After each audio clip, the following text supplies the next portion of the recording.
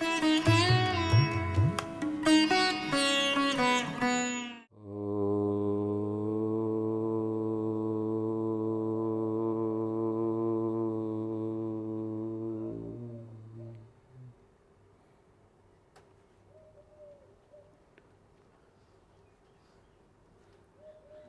यहाँ पर प्रातिपदिकार्थ सूत्र में लगभग सारी बात हो गई थी।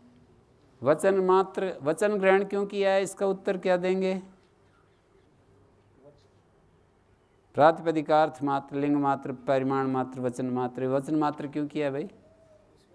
उक्तेष्वपि एकत्वादिषु प्रथमा यथा स्यात्। एकत्वादि के कह दिए जाने पर भी प्रथमा हो जाए, इसलिए वचन मात्र में प्रथमा होती है, ऐसा कहा है। और प्रातिपदिक ग्रहण क्यों किया? जो प्र इत्यादि है ना, यहाँ पर लिखा है प्र इत्यादि जो हैं, निपातस्य अनर्थक से प्रातिपदिकत्व मुक्तम ततोपि यथा स्यात् प्रलंबते अध्यागच्छति। पूछने वाले जो प्रष्टा का अभिप्राय क्या है? प्रष्टा जानते हैं? शंकिता, प्रष्टा, जिज्ञासु एक ही बात है। प्रष्टा माने पूछने वाला, शंकिता शंका करने वाला, जिज्ञासु जिज्ञासा करने वाला। यहाँ प्रातिपदिक ग्रहण अर्थ विशेषणार्थ क्यों नहीं माना जा रहा? हम यूं कहते हैं अर्थ मात्र में प्रथमा होती है। प्रातिपदिक से प्रथमा विधान कर रहे हैं, तो प्रातिपदिक ग्रहण करने पर प्रातिपदिकार्थे भवति ऐसा समझ लेते। यदि हम अर्थ मात्र में प्रथमा होती है, तो प्रथमा जो होती है वो किससे होती है बताओ? प्रथमा नाम सुऔजस का, अर्थ मात्र में प्रथमा होती है, वो सुऔजस किससे आते हैं?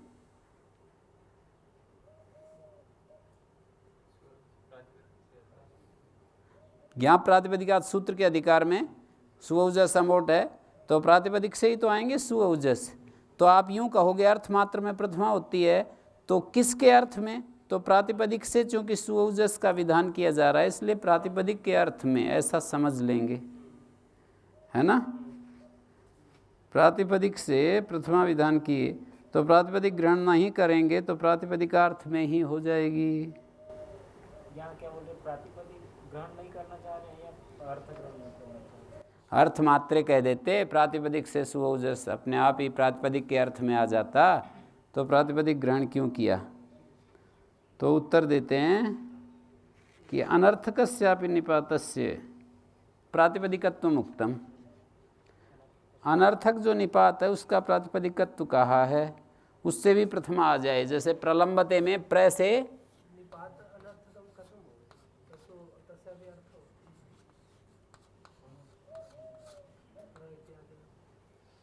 लंबते प्रलंबते, लंबते का जो ही अर्थ है वो प्रलंबते का है, अनर्थक हो गया ना। उसके अर्थ को ना तो कह रहा है ना उसका अर्थ द्योतन कर रहा है। प्र जो है लंब क्रिया के अर्थ को विशेषित नहीं कर रहा है। लंबन जो क्रिया है ना, क्रियाओं के विशेषक होते हैं ना उपसर्ग आदि, तो यहाँ तो क्रिया की विशेषता नहीं बतला रहा है प्र, तो अनर्थक हो गया।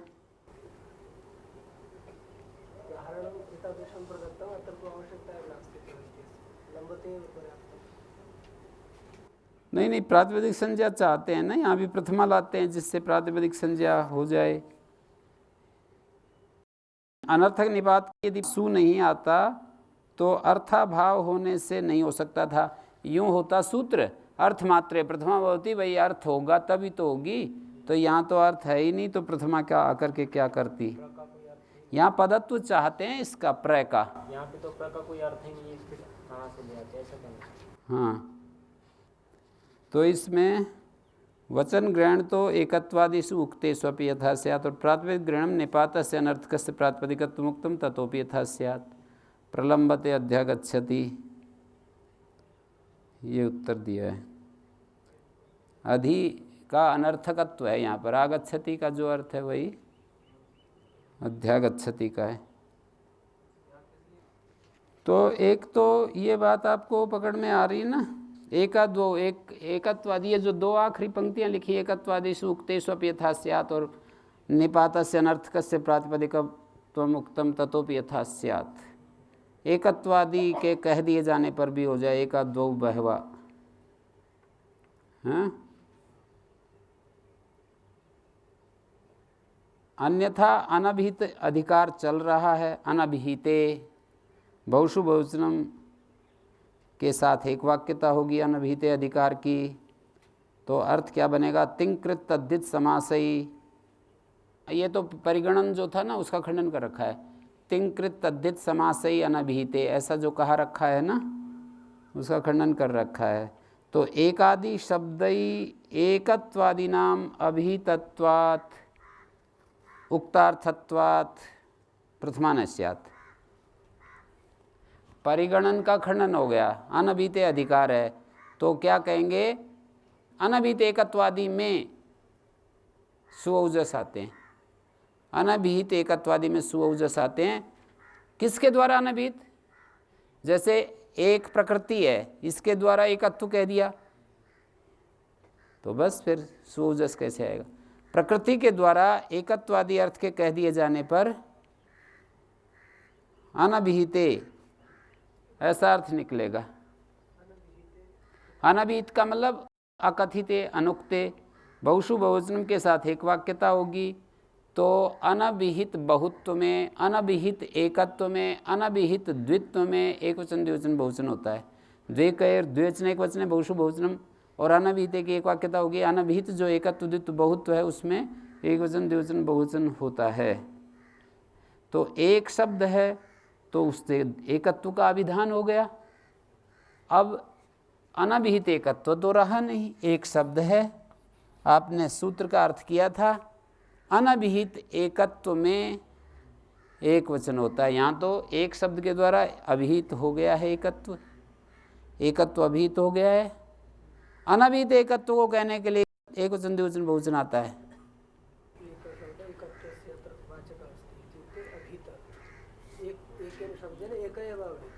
हाँ, एक शब्द एकत्व का अभिधान कर रहा है। अनभिहित एकत्व द्वित्व बहुत्व में एक वचन द्विवचन बहुवचन आता है। कोई यूँ कहे कि एकम पद से एकेन कृतम द्वितीयादि विभक्तियाँ कैसे हो जाती हैं? वहाँ तो कोई यत्न नहीं है। दो चीज़ें होती हैं, देखो। उक्तेषु अपि एकत्वादिषु प्रथमा यथा स्यात् पर लिखा है पतंजलि में, अन्यथा अनभिहित अधिकारात् बहुषु बहुवचनम् इत्यादिना से एकवाक्यत्वात् तिङ्कृत तद्धित समास इति परिगणस प्रत्याख्यातत्वात्। तिङ्कृत तद्धित समास के द्वारा अनभिहित जो देखते थे ना भाई, केन अनभिहित ऐसा कहते थे, तो बोले तिङ्कृत तद्धित समास के द्वारा अनभिहित। तो कहते हैं ये तो खंडन हो गया, इसका प्रत्याख्यान हो गया।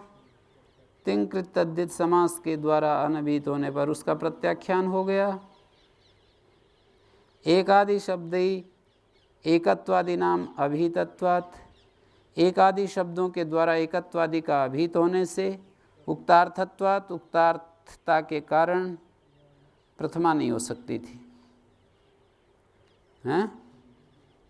अनभिहित अधिकार के एक वाक्यता को प्राप्त होने से तिङ्कृत तद्धित समास के द्वारा, तिङ्कृत तद्धित समास के द्वारा जो परिगणन है, ये बात थी ना, तिंग के द्वारा, कृत के द्वारा, तद्धित के द्वारा, समास के द्वारा अनभिहित, इस परिगणन को रखा नहीं गया। तो रखा नहीं गया तो एक आदि शब्दों के द्वारा भी एकत्वादि अर्थ जब कह दिए गए तो उक्तार्थता के कारण उक्तार्थानाम अप्रयोगा प्रथमा नहीं हो सकती थी। हैं? इसको यहाँ पर पढ़ोगे तो ऐसे ही कहोगे ना कि भाई द्वेकर द्विवचन एक वचन बहुषु बहुवचनम अनभिहिते जाकर के इसके साथ सेट होगा। तो अनभिहित जो एकत्व द्वित्व बहुत्व में एक वचन द्विवचन बहुवचन आता है, और यहाँ पर अभिहित एकत्व है, एक शब्द एकत्व को कह रहा है, तो नहीं आ सकता था। अब एक प्रश्न उठाया कि अथ कथम एकम पद से एकेन कृतम, एकम पद से ये अम कैसे आ गया? एकेन कृतम,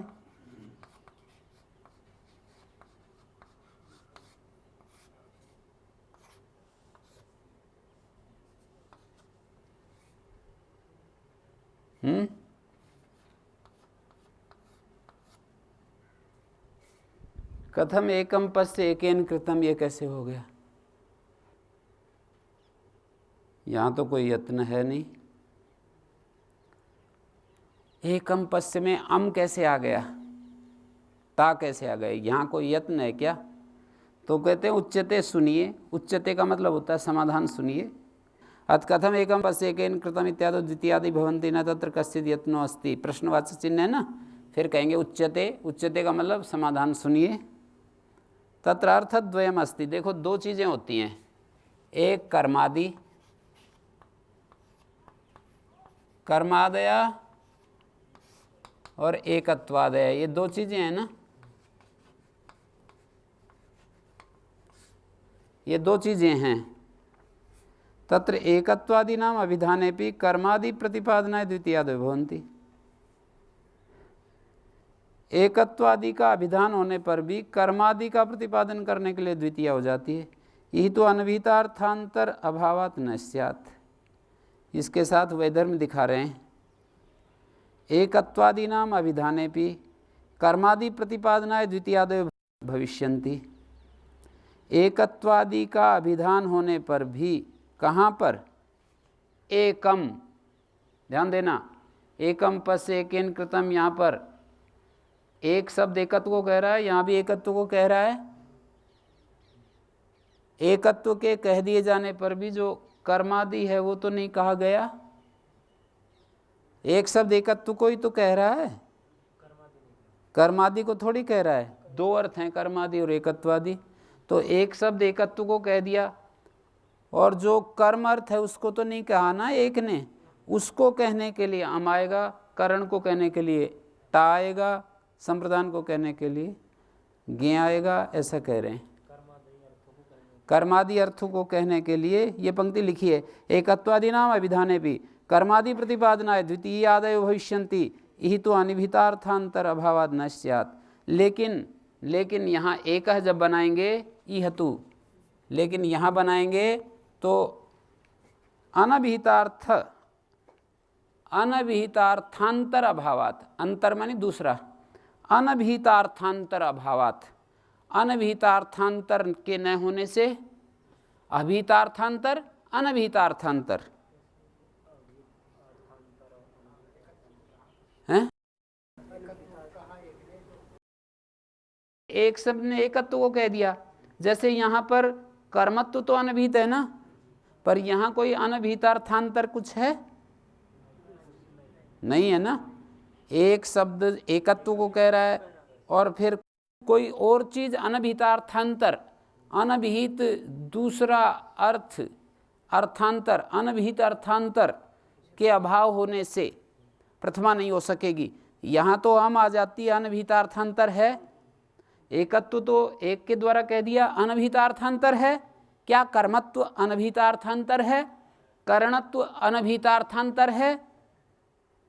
अनभिहित अर्थांतर को कहने के लिए, अर्थांतर होता है दूसरा अर्थ, अनभिहित रूप, अनभिहित के रूप में जो अर्थांतर है, अनभिहित अर्थांतर के होने से यहाँ अम और टा आ जाता है। यहाँ अनभिहित अर्थांतर न होने से विभक्ति नहीं आ सकती थी यदि वचन मात्रे प्रथमा नहीं कहते, ऐसा कह रहे हैं। ठीक है। संबोधने च आभिमुख्य करणम संबोधनम, संबोधन होता है आभिमुख्य करण, किसी दूसरे को अपनी तरफ उसका मुख आकृष्ट करना,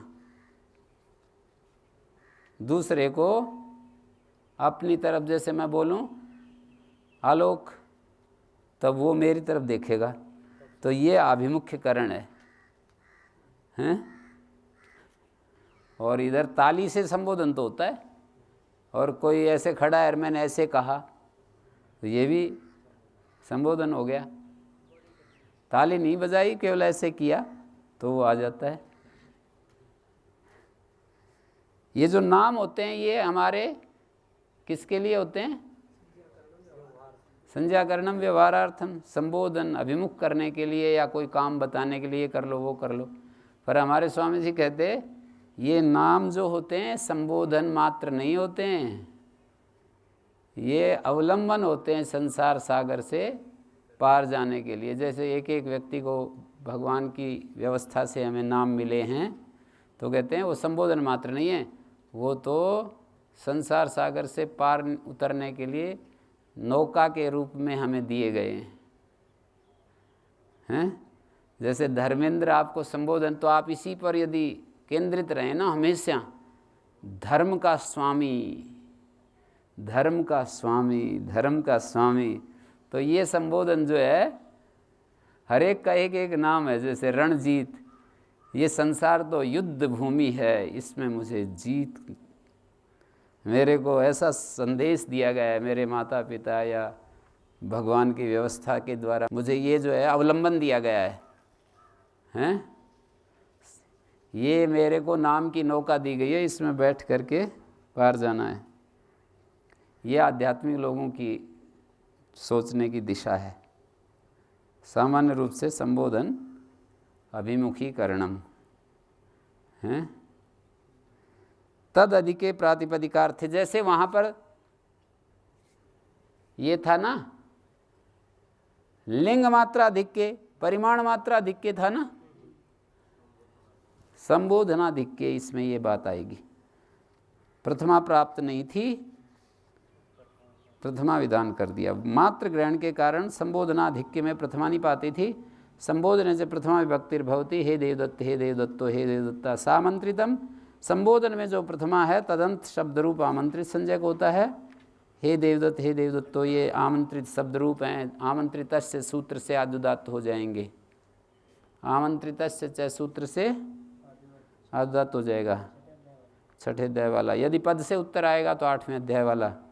आमंत्रित प्रदेश आमंत्रितम पूर्व अविद्यमानवत, पूर्व आमंत्रित अविद्यमानवत होता है। हाँ जी, दो आमंत्रित हों तो पहले वाला विद्यमानवत हो जाता है, फिर पद से उत्तर, पद को कार्य जो कहें वो नहीं होंगे। 8वें अध्याय के पहले पाद में एक सूत्र है, आमंत्रण पूर्व विद्यमानवत। पूर्व जो आमंत्रित है वो अविद्यमानवत माना जाता है। दो आमंत्रित आगे पीछे बोल दिए तो पहले वाला आमंत्रित जो है वो अविद्यमानवत रहेगा, अर्थात पद से उत्तर। दो आमंत्रित नहीं होते हैं, देव, ब्राह्मण, ये दो आमंत्रित हैं। तो ये जो है पूर्व आमंत्रित अविद्यमानवत हो गया। अविद्यमानवत हो गया तो फिर क्या होगा, पद से उत्तर ये पद नहीं मिलेगा। ये अविद्यमानवत हो गया तो पद से उत्तर पद नहीं मिलेगा। तो वो जो निघात का है वो नहीं होगा, पद से उत्तर पद को निघात, आमंत्रित से निघात का है ना, वो नहीं होगा। दोनों को फिर आद्दात स्वर लगेगा, हैं? ऐसे स्वर लगेगा ना।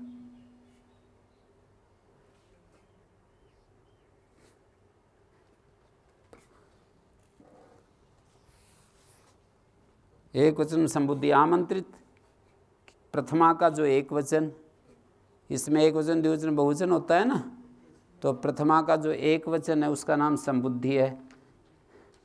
विशेष संज्ञा रख दी संबुद्धि। संबोधन में प्रथमा के एक वचन को संबुद्धि कहते हैं, और उधर आमंत्रित तो तीनों को भी नहीं कहते, तदंत शब्द रूप को कहते हैं। ये थोड़ा समझने याद रखने की बात है।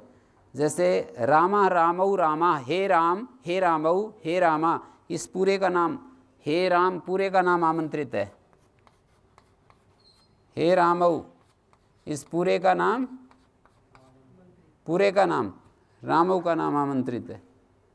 हे भी आमंत्रित है, राम भी आमंत्रित है, हे रामऊ, रामऊ आमंत्रित है।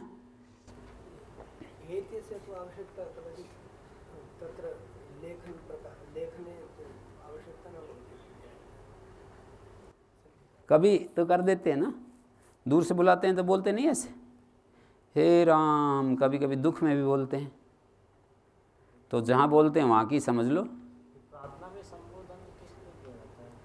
ईश्वर से संबोधन करते हैं। ईश्वर का संबोधन तो, ईश्वर तो संबोधन करके हम उसकी ओर अभिमुख होते हैं, उसको याद करके हम उसकी तरफ अभिमुख होते हैं। वो जो संबोधन है वो इस तरह के हैं, और ऊंचे अर्थ में ये भी कह सकते हो कि हम अपनी भक्ति से उसको अपनी तरफ अभिमुख करते हैं,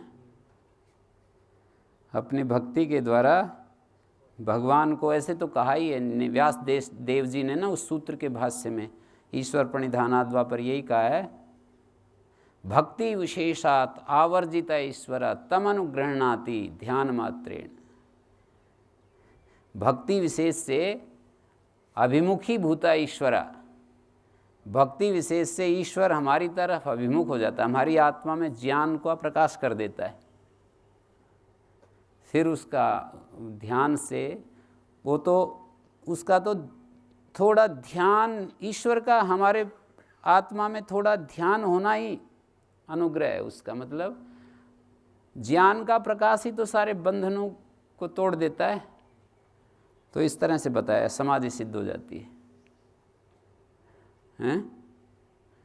जब हम उसकी तरफ अभिमुख होते हैं, भक्ति विशेष करते हैं ना, दिखाते हैं भक्ति विशेष भगवान को, चल वो तो बनावटी बात तो चलेगी नहीं, वहाँ अंदर जानता है ना सारा।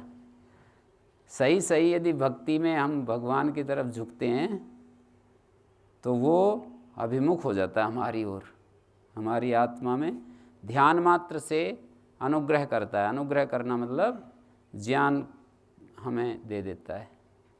ददामि बुद्धि योगम तम, हाँ, नाशयाम्यात्म भावस्थो।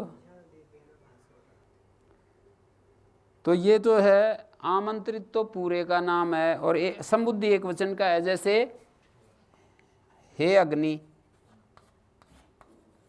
और आगे आ गया सु, तो इसका नाम संबुद्धि, और संबुद्धि होने से इसको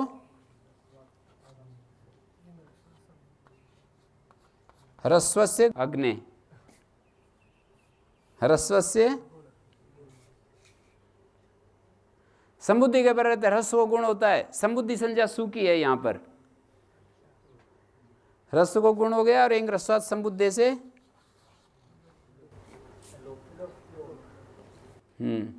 एंग ह्रस्वात् संबुद्धि का भी विशेष अर्थ है, आप लोगों को कभी बताया मैंने। एंग और ह्रस्व से उत्तर सु का लोप होता है, यदि वह एंग ह्रस्व से उत्तर संबुद्धि के सु का लोप होता है, ऐसा अर्थ नहीं है। एंग ह्रस्व से उत्तर सु का लोप होता है यदि वह संबुद्धि का हो। यहाँ तो कोई अंतर नहीं पड़ेगा हे राम में तो, पर जहाँ नपुंसक लिंग में ऐसा हो जाता है ना, कुंडम शब्द है, कुंडम, कुंड आगे सु, नपुंसक लिंग में अतोम से हम हो गया।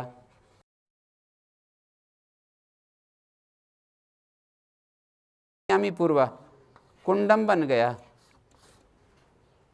ह्रस्व से उत्तर एंग और ह्रस्व से उत्तर, ह्रस्व से उत्तर संबुद्धि के सु का लोप होता है तो नहीं हो सकेगा, और ह्रस्व से उत्तर हल का लोप होता है यदि वह संबुद्ध का हो तो हो जाएगा। ह्रस्व से उत्तर संबुद्धि के सु का लोप होता है तो लोप नहीं हो सकता। ह्रस्व से उत्तर हल का लोप होता है यदि वह संबुद्धि का तो लोप हो जाता है। क्या फर्क पड़ता है नकुल जी? नहीं, हल का लोप होता है यदि वह संबुद्धि का हो। हल की अनुवृत्ति आ रही है, ऊपर से हल की अनुवृत्ति आ रही है। हल यहाँ पे दीर्घ स्तुति स्प्रिक्तम हल, हल।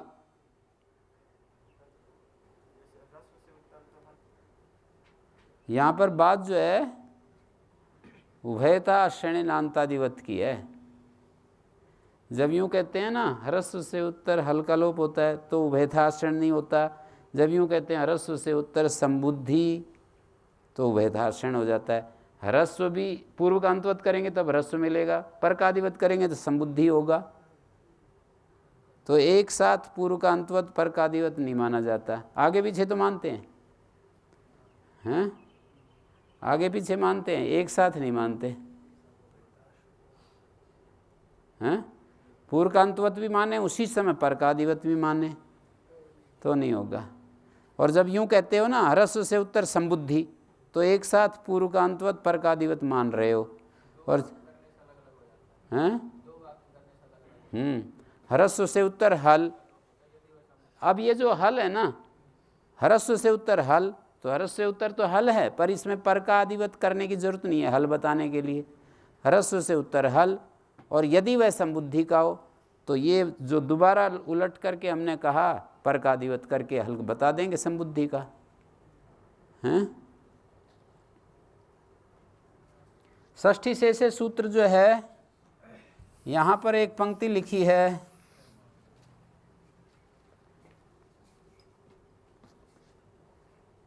कर्मादिभ्यो यो अन्य प्रातिपदिकार्थ व्यतिरिक्त स्वस्वामी संबंधादि शेषा तत्र षष्ठी व्यक्तिर्भवति। कर्मादियों से जो अन्य प्रातिपदिकार्थ व्यतिरिक्त उपयुक्तादन्य शेषा होता है, पूरी अष्टाध्याय में एक ही बात कही जाती है,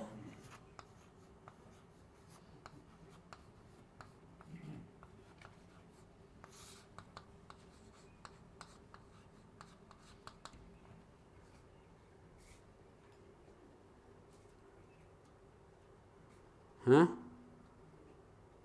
उपयुक्तादन्य शेषा।